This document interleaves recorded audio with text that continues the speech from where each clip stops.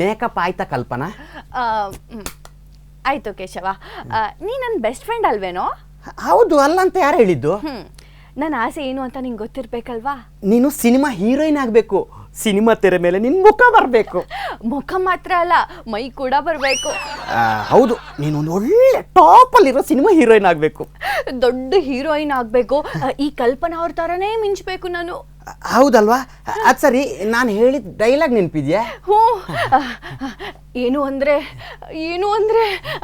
ನಾನು ಹುಚ್ಚಿ ಅಲ್ಲ, ನಿಮ್ಮ ಹೆಂಡತಿ.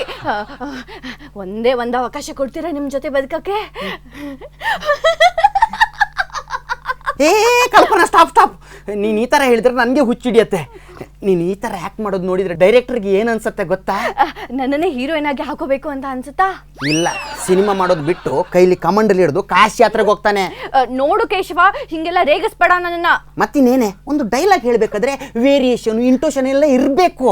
ನಾನು ಹೊಸಬ್ಳು ಕಾಣೋ, ಇದಕ್ಕೆ ಕಲಿತಾ ಇದ್ದೀನಿ. ನೋಡು, ಸಿನಿಮಾದಲ್ಲಿ ಫಸ್ಟ್ ಹೀರೋಯಿನ್ ಆಗೋದು ಇಂಪಾಸಿಬಲ್. ಯಾಕಾಗಕ್ಕಾಗಲ್ಲ?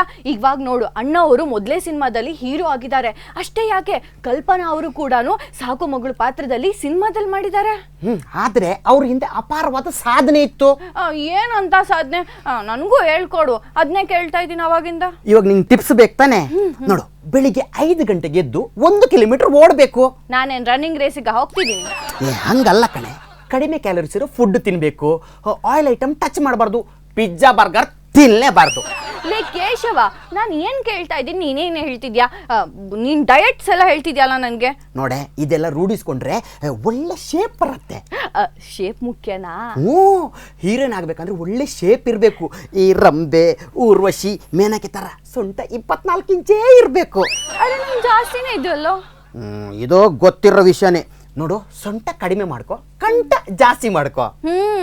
ಅದಕ್ಕೆ ಏನು ಮಾಡಬೇಕು? ನೀನೇ ಹೇಳು, ಆ್ಯಕ್ಟಿಂಗ್ನ ಯಾವ ಥರ ಇಂಪ್ರೂವ್ಮೆಂಟ್ ಮಾಡ್ಕೋಬೋದು ಅಂತ. ನೋಡು, ಕನ್ನಡ ಸಿನಿಮಾಗಳನ್ನು ಜಾಸ್ತಿ ನೋಡಬೇಕು. ಆಮೇಲೆ ಈ ಡೈಲಾಗ್ಗಳನ್ನು ಇಮಿಟೇಟ್ ಮಾಡಬೇಕು. ಈ ನಾಟಕಗಳನ್ನು ಗಟ್ಟಿಯಾಗಿ ಓದಬೇಕು. ನಾನು ಅದೇ ಥರ ಮಾಡ್ತಾ ಇದ್ದೆ. ಆದ್ರೆ ನಮ್ಮ ಅಪ್ಪ ಅಮ್ಮ ಬೈತಾ ಇದ್ರು. ಯಾಕೆ? ಏನಿದು ದೇವು ಥರ ಹುಚ್ಚಿಡ್ದವ್ರ ಥರ ರಾತ್ರಿ ಎಲ್ಲ ಕಿರ್ಚಾಡ್ದಿರ್ತೀಯ, ಬಾಯಿ ಮುಚ್ಕೊಂಡು ತೆಪ್ಪಗೆ ಮಲ್ಕೋ ಅಂತ ಹೇಳ್ತಿದ್ರು. ನೋಡು, ಈಗಿನ ಕಾಲದಲ್ಲಿ ಹೀರೋಯಿನ್ ಆಗೋದು ಅಷ್ಟೊಂದು ಸುಲಭ ಅಲ್ಲ. ಏನ್ ಕೇಶವ, ನೀನು ಬರೀ ನೆಗೆಟಿವ್ ಆಗಿ ಮಾತಾಡ್ತೀಯ. ನಂಗೆ ಕೋಪ ಬರುತ್ತೆ ನೋಡಿ ಈ ಥರ ಮಾತಾಡಿದ್ರೆ. ಸತ್ಯ ಹೇಳಿದ್ರೆ ಕೋಪ ಬರುತ್ತೆ. ನೋಡು ಕಲ್ಪನಾ, ಒಂದೇ ಸಾಲಕ್ಕೆ ಹೀರೋಯಿನ್ ಆಗಕ್ಕಾಗಲ್ಲ.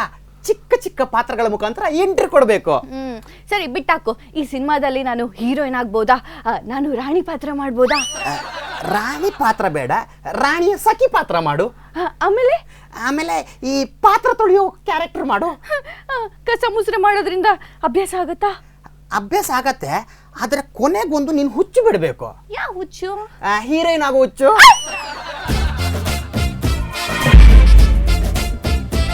Trending super star.